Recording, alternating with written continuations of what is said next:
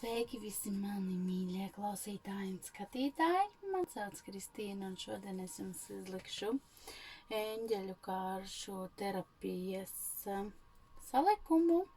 Tātad no 28. līdz oktobrim līdz 4. novembrim jau. Mēs jau iesoļojam novembrī, tāpēc šis salikums būs no 28. oktobra līdz 4. novembrim. Tātad paskatīsimies, ko mums vēlas teikt eņģeļi laika posmā no 28. līdz 4. novembrim. Ko vēlas pateikt mums eņģeļi no 28. līdz 4. oktobra līdz 4. novembrim. Mums vēlaties pateikt. Tā. Skatāmies.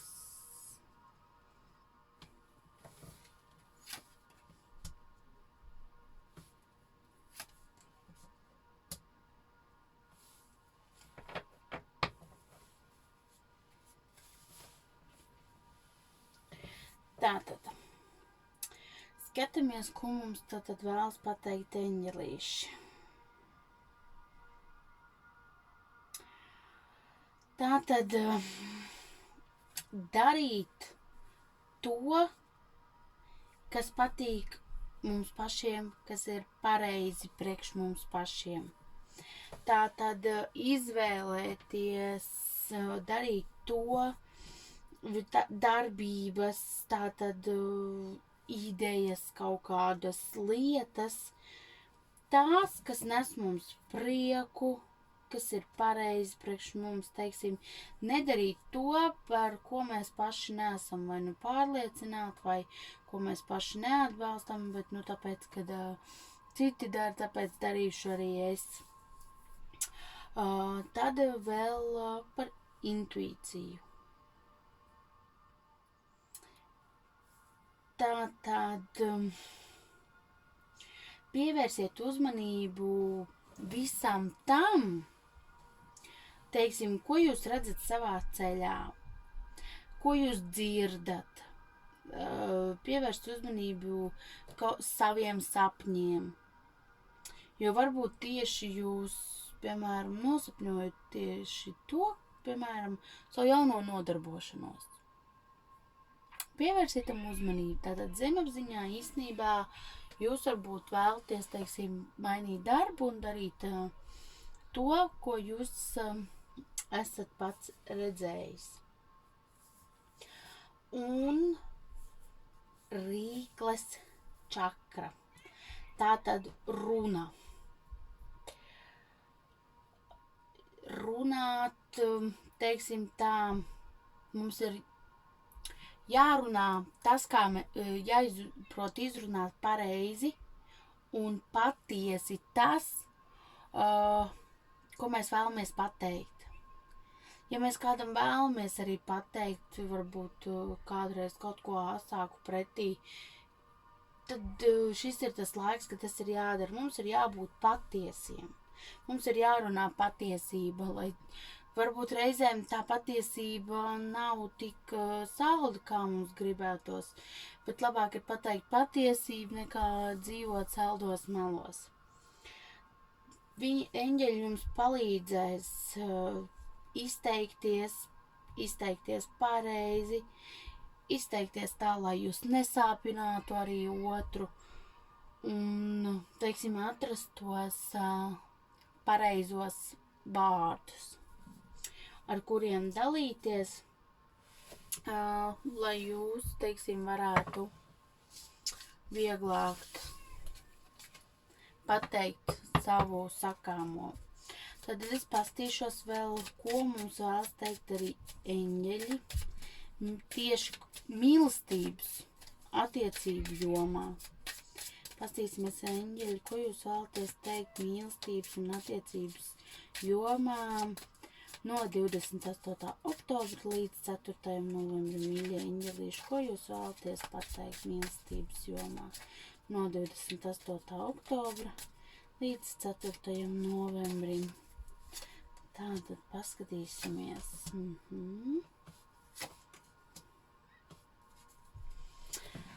Nu, tā tad arī kārtas izkrita tādas, kas arī tiešām, es piekrītu, ļoti var saistīt ar mīlestības tēmu. Darbs, iekšējais darbs, ne tikai tāds pašam ar sevi. Tev ir, teiksim tā, vispār mainoties 2020. gadam un viss, mums ir pamatā vecā graušana un jaunā būvēšana.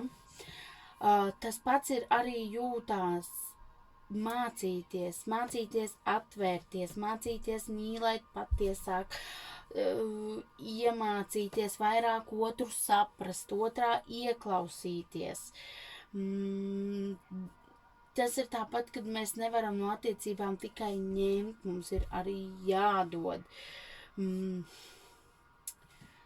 Jāpapildina, teiksim, tās attiecības vai vienam otru ir jāpapildina, lai viss noritētu tā veiksmīgi. Cieni sevi, cieni savu iekšējo būtību, bet cieni arī savu partneri. Savu partneri, to iekšējo dvēseli, ja jums blakus ir jūtīgs cilvēks. Varbūt esat šobrīd vēl tās emocijas virmo un viss, esat iejutīgāks. Esat iejutīgāks un saudzējat sevi tādā veidā, jūs, teiksim, saudzēsiet arī to otru, varbūt esat saprotošāki mazliet, jā.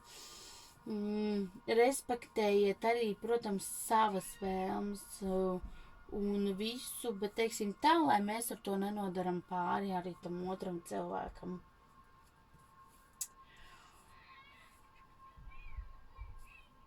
Un ieklausīšanās atkal, sevi, savās sajūtās.